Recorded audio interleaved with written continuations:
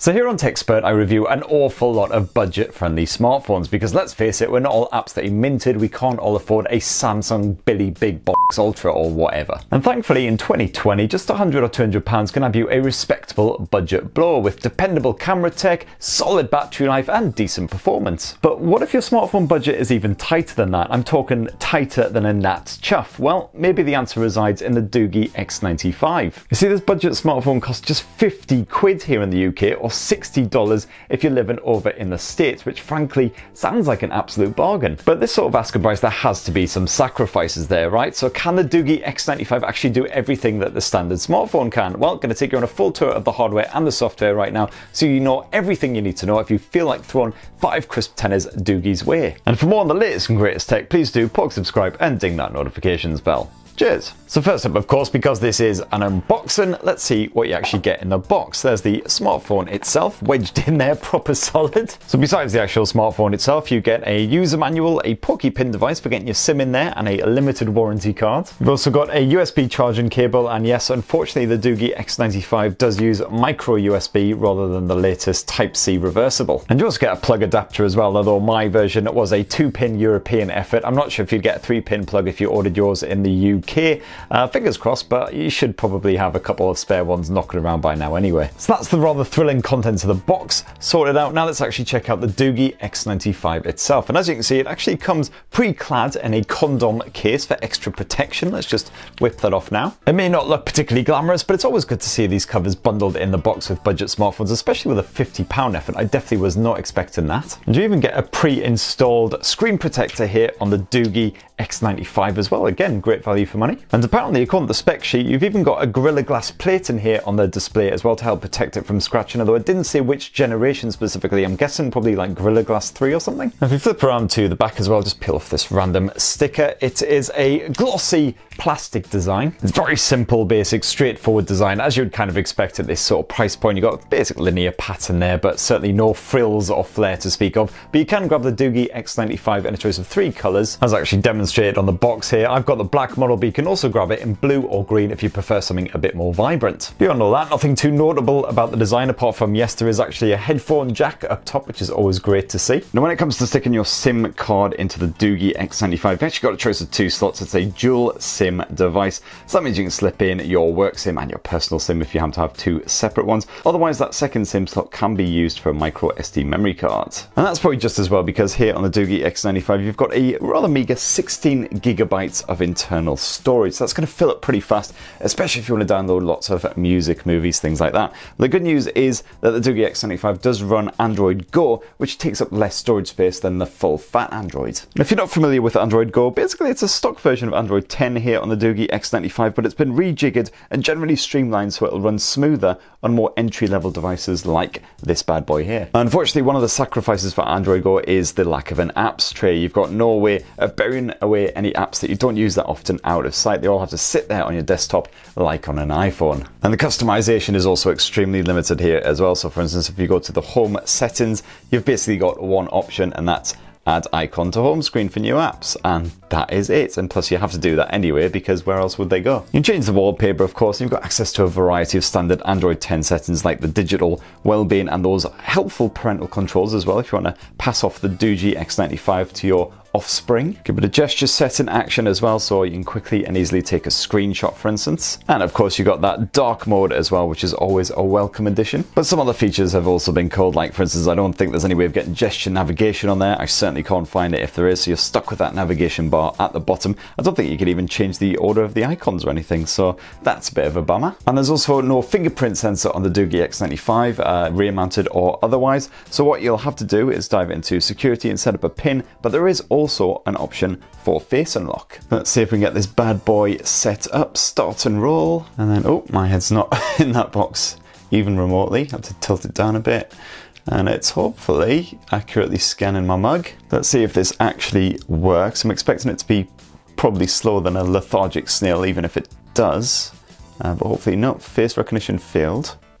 Hey, there we go. Second time's a charm. And it's definitely worth pointing out as well, here on the Doogee X95, even though it's running Android Go, you've got full Google Play Store access. You can download any apps that you like. So as you can see here, I've already downloaded a couple like Netflix, Disney Plus and Deezer as well. And on top of that, you've got a couple of Android Go apps already pre-installed as well. You can recognize those because they've got Go written either in the icons or in the title. So for instance, you've got Gallery Go. That's basically just like an offline version of Photos, just allows you to quickly browse any pics you've taken with the camera or that you've downloaded from the internet. You can quickly and easily share those, delete them, edit them, whatever you want to do. I've been playing around with the Doogee X95 for a while now, and yes, of course, performance is very limited. It's running a basic MediaTek chipset. It's the MT6737V, so quite an old chip, basically designed for basic use, so a bit of web browsing, which, you know, it does the job absolutely fine. Occasionally you have to wait a little while for a web page to load up or whatever, but you know, the scrolling sort of fairly smooth and everything. And of course, you can stream video, use the socials, all that kind of thing as well. You've only got 2 gigs of RAM, but it does actually tell you in the recent apps section how much of that memory has been used up. So if you find that things are getting quite sluggish, you can just dive into this and then basically get rid of any apps that are running in the background that you don't really need. And unfortunately, no, there's no NFC support here on the Doogee X95. I don't think it's even supported by that MediaTek chipset, and it's only single band Wi-Fi as well, again, as you'd kind of expect for just 50 quid. But if you're not bothered about gaming and you've got a fair bit of patience, then the Doogee X95 will definitely do the job. As the apps do sometimes take a little while to load, but they get there in the end, you know, they will run. And of course, good bit of media streaming. And if you do like to watch a bit of Netflix, Disney Plus, YouTube, whatever in your spare time, you know what? The X95 will do the job. It's got a 6.52-inch IPS panel, only a dinky little nipple notch intruding on the action there, so not too bad. And of course, you can just get that out of view if you don't want it. And those 720p visuals ain't bad. You know, if you get up close, you can notice they're quite grainy compared with a full HD panel, but it'll absolutely do the job just for, as I say, just watching some shows on the go. And the other thing about this Doogee X95 display is the fact that it's actually super crazy powerfully bright on that top set. So we boost it all the way up. That is proper ice here, and you'll have no worries seeing that outdoors, so definitely handy for anyone who does a lot of stuff outdoors, I guess. On the audio front, well, it's just a single bottom firing mono speaker. Let's just boost it up to maximum, see what we got. Get in the box, we get the phone itself, which I'll just stick aside for now. Oh, and that ain't very nice at all. Super tinny on that top volume, so I definitely recommend using headphones, which thankfully, of course, as I mentioned before, you do get a headphone jack up top. And there's good news on the battery front. You get a 4,350 milliamp cell stuffed away inside of the Doogee X95, so that should easily keep you going all day, especially with the very basic Android Go OS and that energy efficient chipset as well. In fact, I reckon you'll probably get 2 or 3 days out of this thing quite happily on a full charge. And there's 10-watt charging as well, so it won't take forever to power back up. Which brings us onto the Doogee X95's camera tech, and surprisingly you do get a triple lens setup despite that budget asking price, although don't get your hopes too high on the actual quality of the pics. And what you have here is a 13 megapixel primary lens backed by a 2 megapixel depth sensor for your portrait shots, and also a 2 megapixel telephoto lens, apparently, according to the specs at least. To dive on into the camera app, as you can sort of make out there, the focus is already starting to struggle a little bit, despite the fact that this is a fairly well lit room.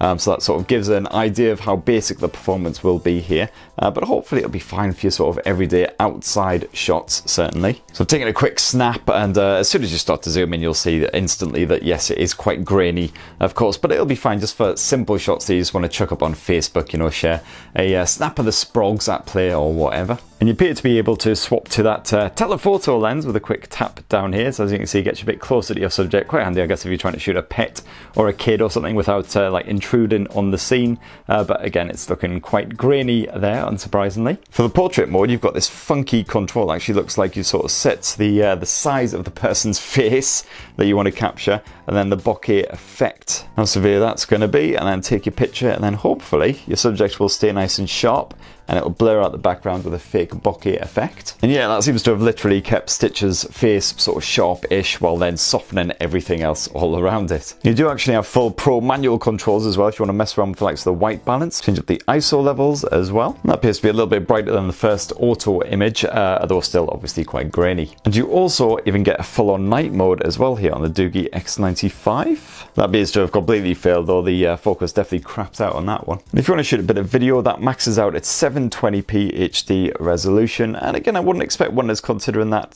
focus is struggling just with static subjects. So once you start moving around, probably things are going to start to get a little bit blurry, probably going to get a lot of focus snap, things like that. And last up as well, here on the Doogee X95, up front you get a 5 megapixel front facing camera housed in that little nipple notch up top, and yeah, that's not looking particularly nice. Very soft image. So let's just see what we get. Yeah, I think that probably sums it up. Not exactly a selfie master, the Doogee X95. Not helped, of course, by the fact that I had to take a picture of this face right here. But that, in a nutshell, is the Doogee X95. So as you can see, for 50 quid, if you want something just to take to festivals once they're a thing again, or to give to your kids or something like that, it'll do the job. It'll do all the basics. It'll even stream movies, things like that, no problem. Of course, the customization is next to non-existent, and that camera tech is basic at best as well. So if that's going to be a deal breaker, then I'd say probably try and bump up your budget to more around the £100 to £150 mark. Check out the rest of the channel for reviews of all of the best budget phones right now. I've even done roundups of the best sub £200 phones, £300, and I'm going to do £400 soon as well. So go check those out for more inspiration if you happen to have a little bit more cash in the bank. And for more on the latest greatest tech, please do subscribe, ding that notifications bell, and have yourselves a lovely week, people. Cheers, love you.